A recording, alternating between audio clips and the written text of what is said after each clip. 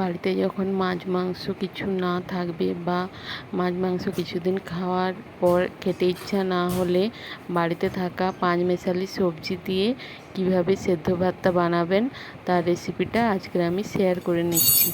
আর এই রেসিপিটা দেখতে হলে পুরো প্রথম থেকে শেষ পর্যন্ত দেখুন। তাহলে চলুন শুরু করা যাক আজকের পাঁচমেশালি সবজি দিয়ে সেদ্ধ ভাত। প্রথমে কড়াইতে সরষের তেল দিয়ে ভালো করে তেলটা গরম হয়ে গেলে কালো জিরা ফোড়ন দিয়ে দিতে হবে। তারপর আমি এখানে দিয়ে দিচ্ছি রসুন বাটা। রসুন বাটাটা একটু তেলের মধ্যে দিয়ে তারপরে দিয়ে দিচ্ছি আদা বাটা।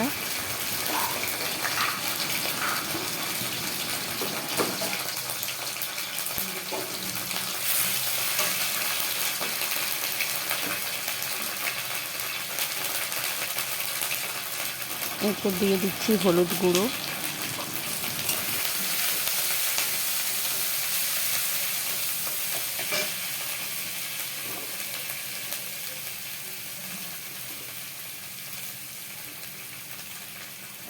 গোটা পেঁয়াজকে দু ফালি করে কেটে রাখা, এখানে আমি প্রায় দুটো পেঁয়াজ ব্যবহার করছি।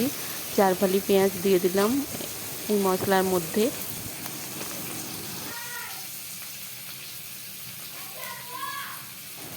লঙ্কা গুঁড়ো দিয়ে দিলাম।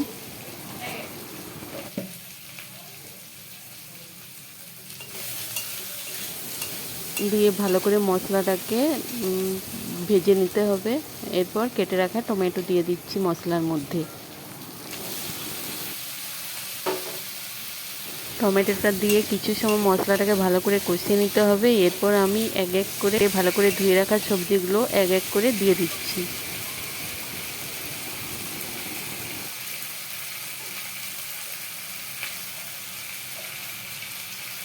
এবারে আমি ফুলকপি দিয়ে দিচ্ছি।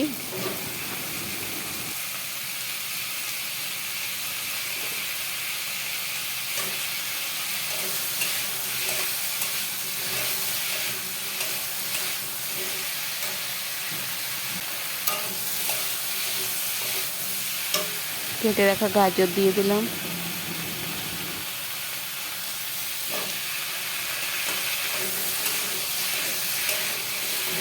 এখানে সমস্ত রকম সবজিগুলোকে ভালো করে মশলার সঙ্গে নেড়ে নিতে হবে, যাতে সবজিগুলো এখানে মশলার সঙ্গে একটু গলে সেদ্ধ হয়ে যায়। এখানে আমি কেটে রাখা কুমড়ো দিয়ে দিচ্ছি। এরপর দিয়ে আবারও কিছু সময় ভালো করে মশলার সঙ্গে সবজিগুলোকে কষিয়ে নিতে হবে।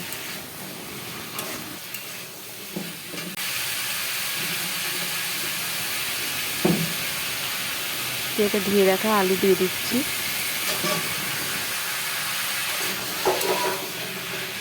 আগেই বলেছি সবজিগুলোকে একটু মশলার সঙ্গে ভালো করে নেড়ে নিতে হবে, কেননা সবজির একটা কাঁচা স্মেল থাকে, সবুজ গন্ধ, সেটা যাতে বেরিয়ে যায় সেজন্য একটু বেশি সময় ধরে সবজিগুলোকে মশলার মধ্যে নেড়ে নিতে হবে। এখানে নাড়তে নাড়তে দেখুন আমি একটু ঢেকে দিলাম যাতে সবজিগুলো একটু সেদ্ধ হয়ে যায়, সেই জন্য একটু ঢাকনা দিয়ে ঢেকে দিলাম। আবারও নেড়ে নিচ্ছি।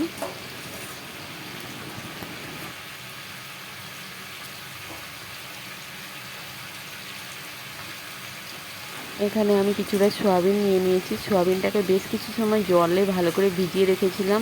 সয়াবিনটা ভেজে যাওয়ার পরে ভালো করে জলটাকে চিপে চিপে হাত দিয়ে নিগড়ে এখানে শুকনো অবস্থায় ড্রাই করে নিতে হবে পুরো। এরপরে এই সবজিগুলোর মধ্যে দিয়ে আরও বেশি সময় একটু কিছু সময় সয়াবিনটাকে নেড়ে নিতে হবে এই সবজিগুলোর মধ্যে।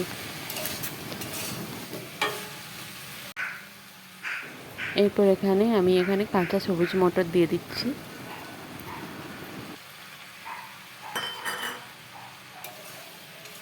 সমস্ত সবজিগুলো ভালো করে নেড়ে কষানো হয়ে গেলে এখানে আমি প্রায় অল্প পরিমাণে, এখানে সবজির পরিমাণ খুবই বেশি আর চালটা খুবই অল্প পরিমাণ নিয়েছি, সেই জন্য চালটাকে ভালো করে আমি পরিষ্কার করে ধুয়ে আগে থেকে জল ঝরিয়ে রেখেছিলাম।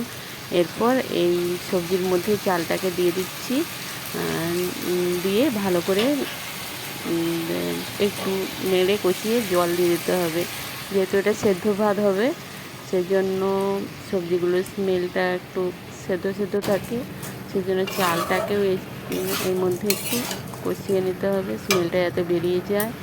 এরপর জল দিয়ে ভালো করে সেদ্ধ করে নিতে হবে, যাতে ভাতটা ভাতের মতো হয়ে যায় আর সবজিগুলো এর মধ্যে গোটা গোটা থাকে। ভাতটা হওয়ার জন্য এখানে পরিমাণ মতো জল দিয়ে দিতে হবে। এখানে আমি 2 গ্লাস পরিমাণ জল ব্যবহার করছি, যাতে ভাতটা ভালোভাবে সেদ্ধ হয়ে একটু মাখা মাখা হয়ে যায়। সেই জন্য খুব বেশি জল ব্যবহার করছি না, অল্প পরিমাণেই জল ব্যবহার করছি।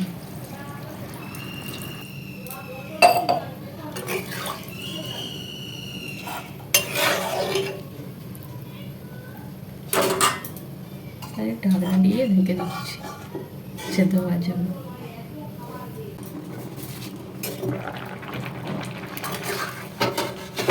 দুটো তেজপাতা দিয়ে দিলাম।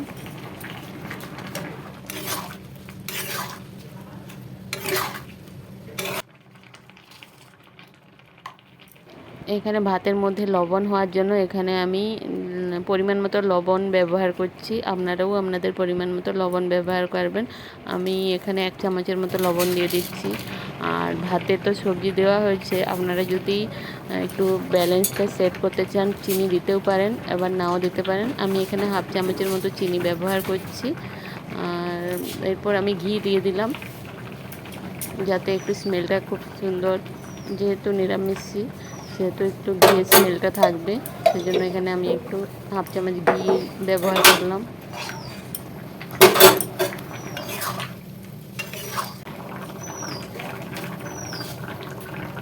সবশেষে এখানে আমি একটু গরম মশলার গুঁড়ো ব্যবহার করছি।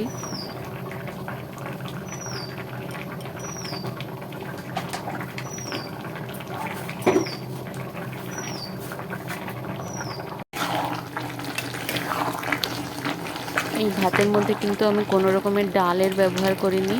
এটা খিচুড়ি নয়, এটা সেদ্ধ ভাত। সেই জন্য একটু হলুদটা দেওয়ার জন্য কালার এসে গেছে। আর আপনারা চাইলে হলুদ নাও দিতে পারেন, সাদা সাদা লাগবে, কিন্তু যে কোনো রান্নার মধ্যে অল্প একটুখানি হলুদ দিতেই হয়, সেজন্য আমি একটু হলুদ ব্যবহার করেছি। তাহলে চলুন, এরপর আমি এর মধ্যে, এই ভাতের মধ্যে ফোড়ন দেওয়ার জন্য একটা শুকনো লঙ্কা, জিরা দিয়ে একটু তেল দিয়ে তড়কা ফোড়ন দিয়ে দিলাম।